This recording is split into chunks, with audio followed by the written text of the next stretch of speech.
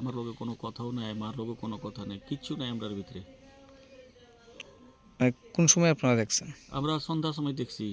সকালবেলা হে স্কুল গেল হলে স্কুলে কোনো কারণে দেরি হয়ে গেছে কা হেরে আমি ফোন করছি, কিরে বাবা স্কুল যেতি না? কয় "হ, আমি মজা পাই না, আমি স্কুলে যাবো।"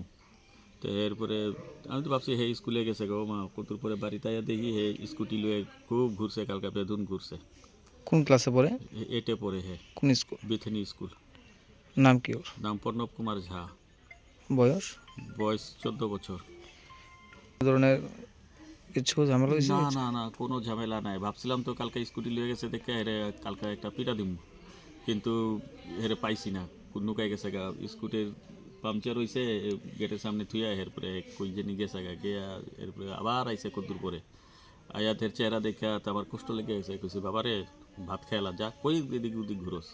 তো নিজের থেকে ভাত উঠ বাইরা খাইছে, খাইয়া আরামসে দরজা লাগা আজাই দিয়া হে আর আমার হের মা আমি ঘুমাই রইছি, হে দরজা আজাই দিয়ে আবার বেরিয়ে গেছে গা। আয়া দেখি আবার হে বাড়িতে নাই। তো আমিও আমার কাজে গেছি গা। কদ্দুর পরে হে আইসে হের মার কাছে দেখা করছে, আবার দেখা করে জায়গা কয় বাবা কই যাস, কয় বাড়ির জায়গা। আচ্ছা ঠিক আছে জায়গা। এরপর দুই ভাই বাড়ির ভিতরে রইছে।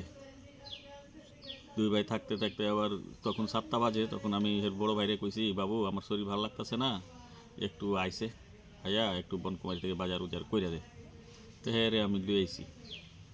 এরপরে আবার রান্না বান্না যখন হয়েছে তো আমি কইছি যা ভাইরে ঘর থেকে লইয়া এক লগে আমরা সবাই মিলে খাইয়ালাম, যা ভাইরে লুই আইব। হে বাইরে আনতে গিয়া দেখে ফোন করছে পাপা এই অবস্থা। মানে কি ঘরেই আছিল? ঘরে ঘরে ফাঁসি দিয়ে লেগেছে। মানে যে একটা নোট পাইছিল, যে কি লিখছিল নোটের মধ্যে? এটার ভিতরে এর মা 4-5 দিন আগে কইছিল, বকাবকির ভিতরে কইছে মরতে পারোস না, যা মরে যাক।